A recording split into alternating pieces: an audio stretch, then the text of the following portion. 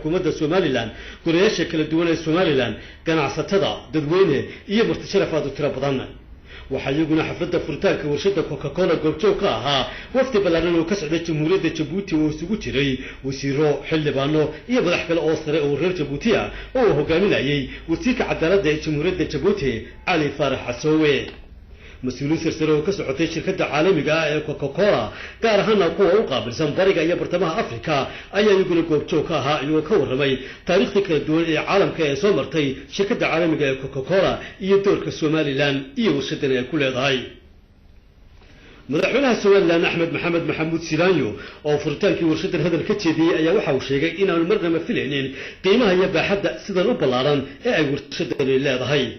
waxaana uu tilmaamay in xukuumadahan ay garab istaagi doonaan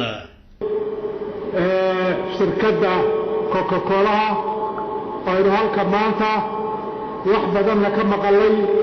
wax badan ka dhageysanay indhaheena ku aragnay waxyaabaha halkan ka abuuran oo aan aad iyo aad wax loo yaabo oo aad ugu faaca anigoo mulkiilayaasha Ahmed Geele iyo shirkadiisa iyo shirkadda ammaan ballaaran soo jeedinaya runtii waxaan maanta halka ku arkay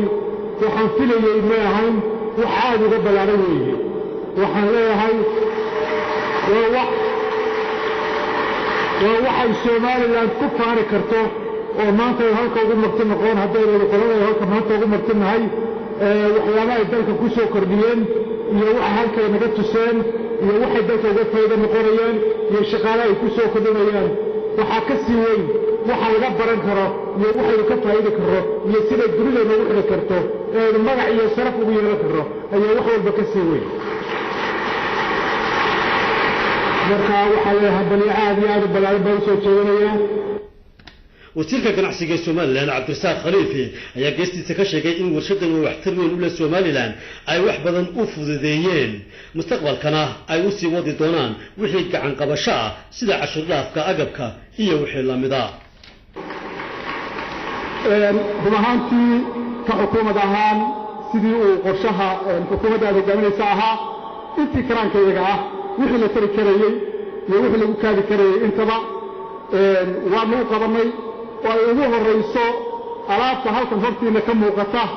ama ha noqoto machinery ha noqoto ama raw material alaabta ceelin ha noqoto ama cashuurdaaf dhammaantood ugu soo deynay warshada si loo dhiirigeliyo maalgashiga dalka waxaanu diyaar u nahay ilaa iyo hadda wixii ka dambeeyay in sidaa ay ku sii socoto wixii raw material aan looga maarmi karin ama alaabta ceelin aan looga maarmi karin ay warshadu ku socoto in iyana sidaas oo kale ay ahaan doonto iyadoo aan u ballan qaadayno sida shuruucda maalgashiga dalku qabaan iyadana inaanu ka caawino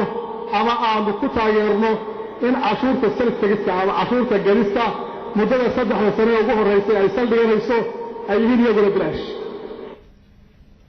أحمد عثمان جيلي وواحد نحصدها هبجليي ورشدة كوكاكولا كمباني قيبتها سوماليلاند SPI أي سوق وحا وشيغي شعبك سوماليلاند وكعد صدي إن أي ورشدة شرابك أي صوصارتو يكو كهيدبا أي استعمالان شيء ورشدو وهانا قادو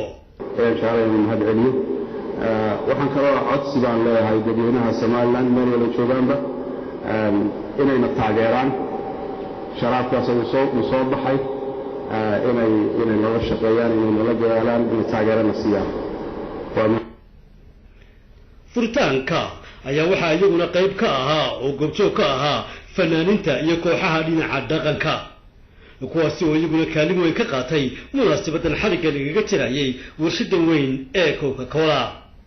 dhismaha warshadan oo muddo dhowr sanadood soo soconayay ayaa waxa ay ku kacaysaa qiimo gaaraya 17 milyan oo dollarka Mareykanka وأحمد حسين ورسمه تلفزيون